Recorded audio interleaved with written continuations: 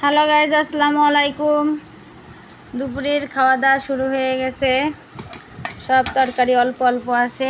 এই যে সেই কালকের কচি কচি লার ঝোল, তেলাপিয়া মাছ দিয়ে যে ঝোল করছি, দুপুরে খাচ্ছে এই যে আমাদের বালিয়ালা সাহেব, আমরাও খাবো। যাই হোক, এত গরমে লাউয়ের ঝোল খাইতে কার কার পছন্দ? আমার তো খুব ভালো লাগে, আমাদের বাড়িওয়ালারও খুব ভালো লাগে, কেননা গরমেতে লাউ খাইতে খুবই পছন্দ।